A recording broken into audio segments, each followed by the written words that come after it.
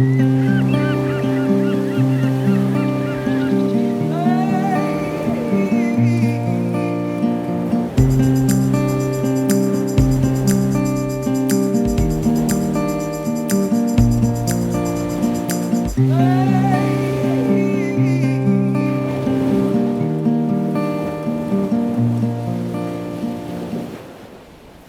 you guys, this time around everything will happen in the beautiful state of Oregon, so we're still in the Pacific Northwest.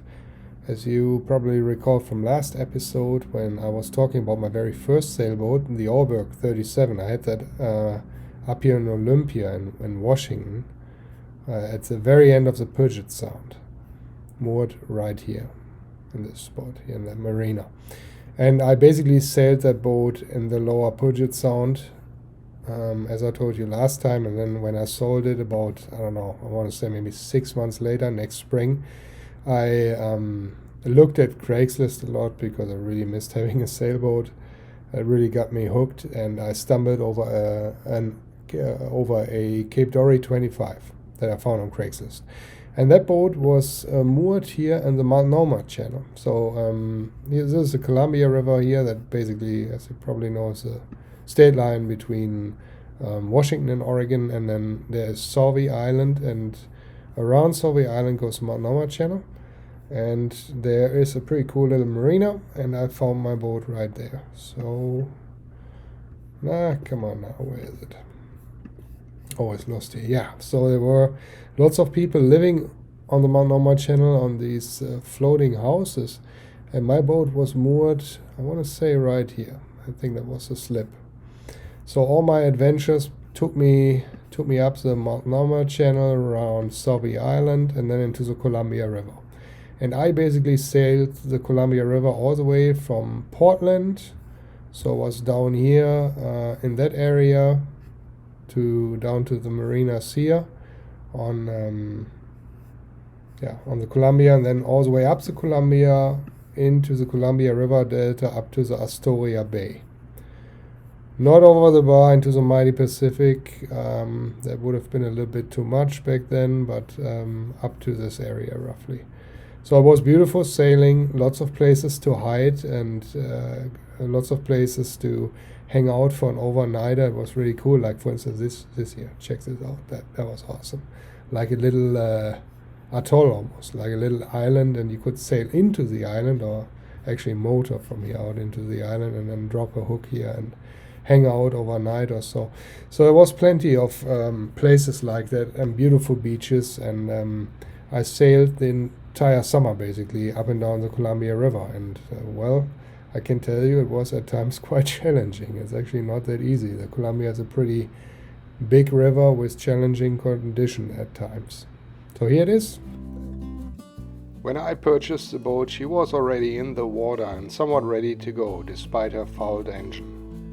Sure, she needed a little bit TLC, but her overall condition was quite solid, and her sails and ground tackling gear in good working order. She even came with this little tender here. I also liked that she had a little bench installed in the pulpit to sit on. I added a little solar panel trickle charger to enhance the durations of the batteries a bit. The original owner named her Vivica, and he also apparently came from Germany. I mean, what are the odds, right? But before I take you any further along here, let's have a quick look at some really important numbers and interesting things to know about the boat. The Cape Dory 25 with her specifications. She was designed and built as a long keel masthead sloop. So once again, the foresail can go all the way up to the mast top, and then we have this beautiful long keel with a slightly cutaway forefoot, and the rudder is attached to the keel. So pretty much the same deal like with the Oregon 37 that I showed you in the last episode. Construction made from hand-laid fiberglass and of really decent quality, decent thickness, and also with a decent layer of gel coat. Carried out high quality also. The boat had a cord deck. They used as a core material balsa. So yeah, I want to say back then, great material, still is a great material for cores. There's also Airex nowadays, which is completely rot resistant.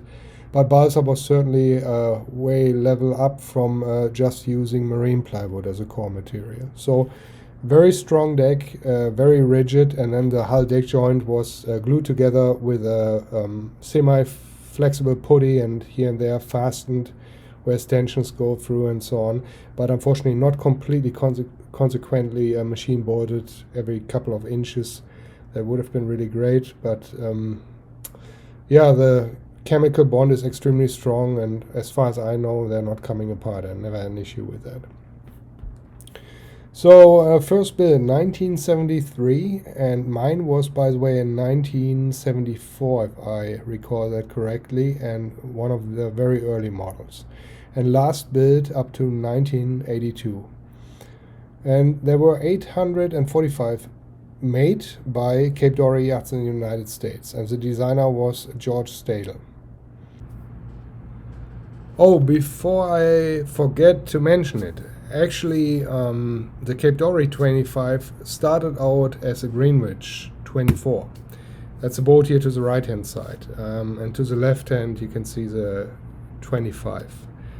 The Greenwich was also a George Stadel design, and you can see here the boat looked from the interior way different, much simpler, which I think for the space that there is below deck, probably not a bad idea. And for instance, the head was underneath the V-berth. The V-berth was a little bit longer, more spacious, and there was a very narrow hanging locker where the supporting bulkhead is, and then companionway out, a tiny sink next to the step, no real galley, icebox outside in the cockpit, and no aft engine well. That was actually a locker for stowage. So the Greenwich also had a different coach roof, and a few other specs were slightly different, and she was a bit lighter, had less ballast. The ratio was under 40, 39 something, I think. So there were a few things different. So throughout Elias' frequent business disasters, the opportunity was used to purchase the tooling and bring it over to Cape Dory. And the boat was redesigned, new layout, new interior, a few other features, and voila, the Cape Dory 25 was born. When I saw the boat, actually, I thought it looked like a miniature Arlberg, and yeah, designer here, not Carl Arlberg, actually George Stadel, because Carl Arlberg made lots of Cape Dory designs also. Length of the boat overall, not quite 25 feet, almost so. And again, right to your right hand, you can see metrics. Length of the water line was only 18 feet. So again, generous overhangs, very beautiful classic lines. Therefore, water line only 18 feet. And a beam of 7.25, you can say, I guess, very narrow actually. Sail area 264 and draft only 3 feet. I really liked it, especially in the Columbia River. I thought it was great that she had only a draft of 3 feet. Displacement 4,000 pounds, and out of that 1,700 pounds were encapsulated lead ballast. So basically pre-casted and then glued into the hull and heavily glassed over, so that the lead was completely encapsulated into the hull, and there were no keel bolts or anything like that. Sail area to displacement, I marked that red because I thought the boat really needs either wind, or you have to get a 150 Genoa or I don't know, asymmetrical spinning carb or something to get the boat going in light wind. And I think if you look at it, the boat is built relatively heavy. 306.19 is not light. It's not merciless overbuilt, but you know, it's a decent construction weight. So I personally like that. I think it's great. Her ballast to displacement ratio, if you look at the 1,700 pounds out of 4,000, comes right up to 42.5, and that is good. It is on the stiffer side, I think. I mean, as a cruising sailboat, a little less than 40 would be ideal, But then again, it would make the boat more tender, so I think it's really good where it is. And that heavier construction and narrow beam brings actually out a really good comfort ratio for the length of the boat. Always consider the shorter the boat gets, the least you can expect out of a comfort ratio. It's just not physically possible, especially with this boat here. Waterline is only 18 feet, so therefore having a comfort ratio here of 22 is considering the entire compromises here in the design, and the overall construction is actually a good number. Then one of my favorite numbers down here, as you know, is the Capsize screening formula. Once again, what that means is anything more than 2 would mean the boat will most likely not righten herself. The higher it gets far away from the number 2, and the lower, the better it gets. So if you have this absolute horrible scenario going on in a storm, that a rogue wave hits you broadside and the boat capsizes completely, with a 1.83, you can be relatively confident that the boat will righten herself. She will come back up. So that makes the boat really safe.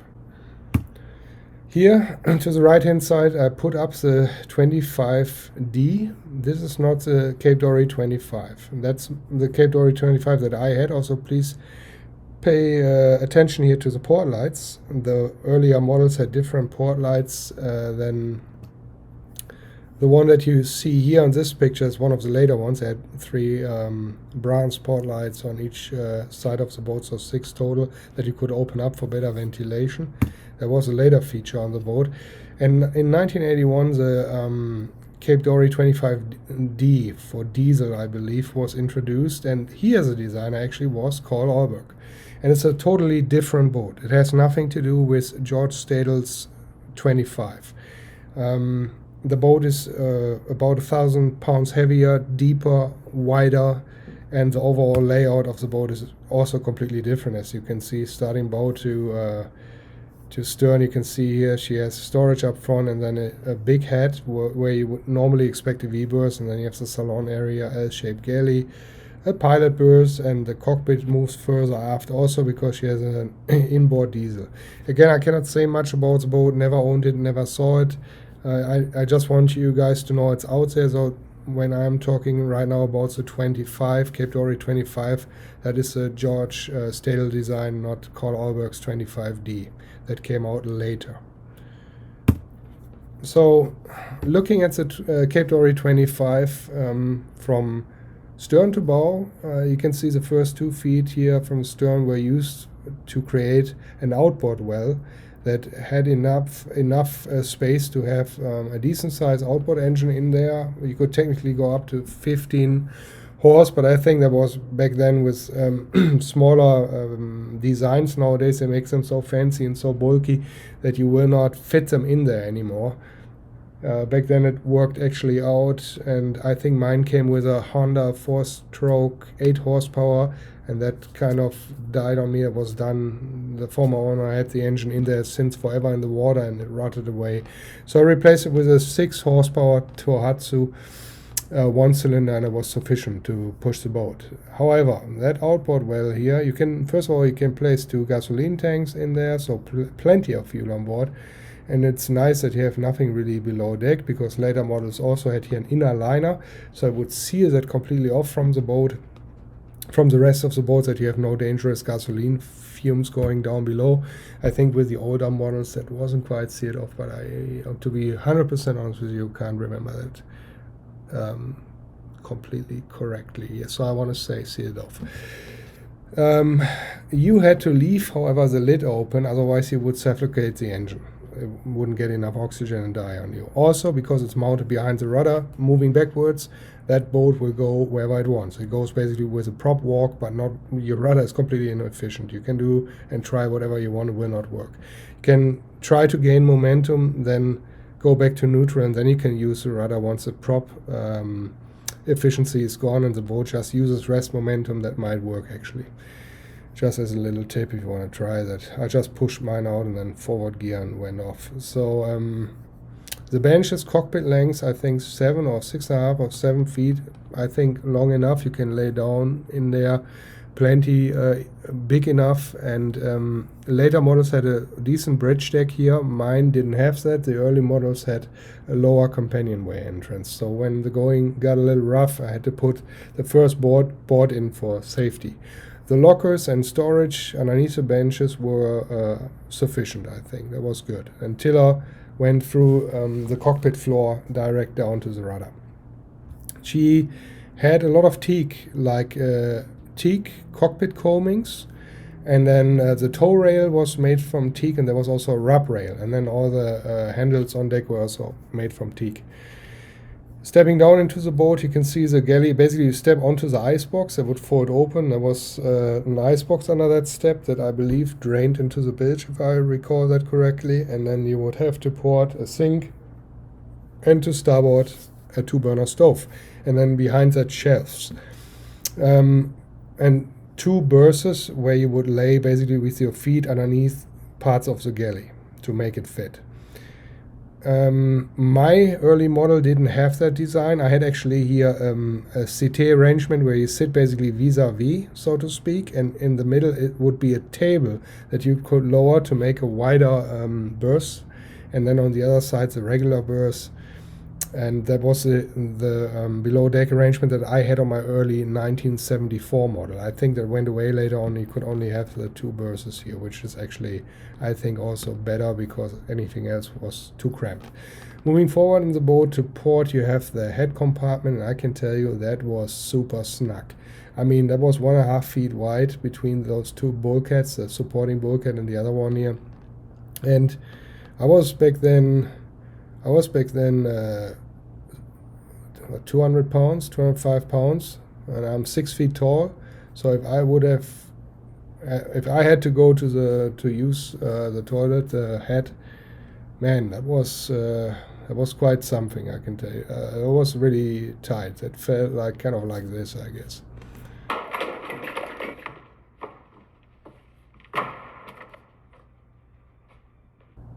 So I hope you get the picture. And then across from that, vis-a-vis, you would have a hanging locker. And by the way, there was a little folding door that you could close, and then here on the V-berth side, a curtain. The V-berth itself was also rather snug. I want to say adequate for 2 smaller kids or 1 adult, but not 2 adults.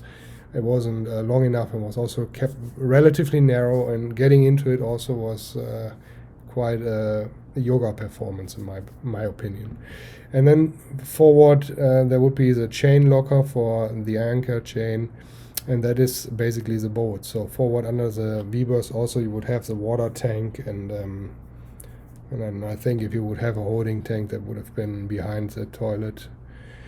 And yeah, so that is the Cape Dory 25.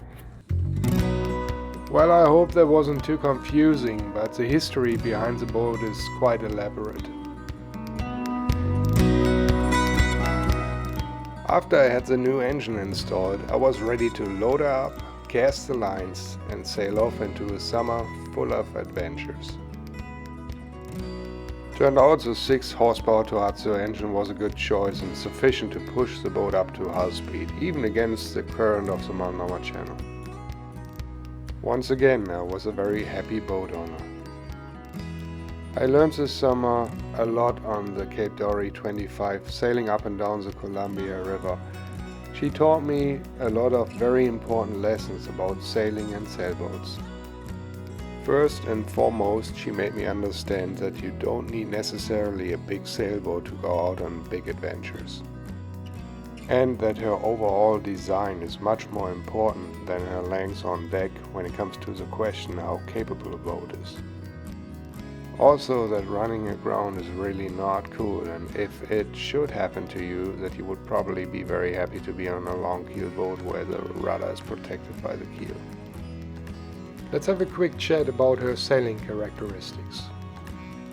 Although she has a relatively short waterline, that narrow beam allows her still to slice through the waves instead of bounce off too badly. Therefore I give her here a straight A for her sea-kindly motion, being such a small sailboat actually. I think her sail plan is well balanced with a relatively low center of effort.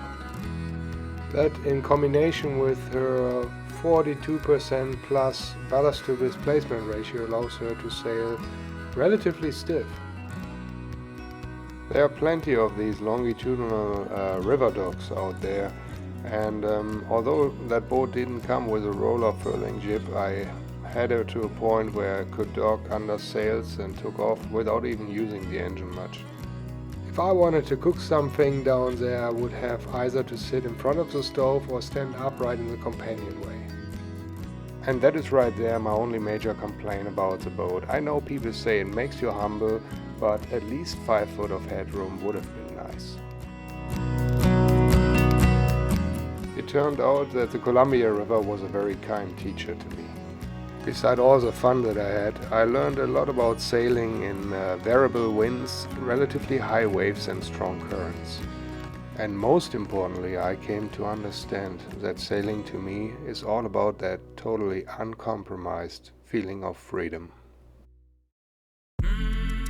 If you've been with the channel for a while, I bet you probably have a good idea by now about how it would have to end. It was another move again, and same story as always. I couldn't bring her with, so I had to put her up for sale. And then again, believe it or not, being that good old boat that she was, she sold within a heartbeat.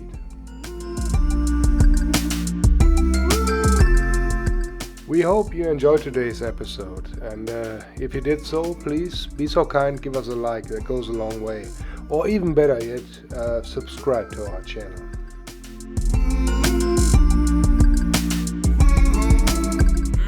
Take care and be safe out there. We hope to see you next time on Sailing Good Old Boats.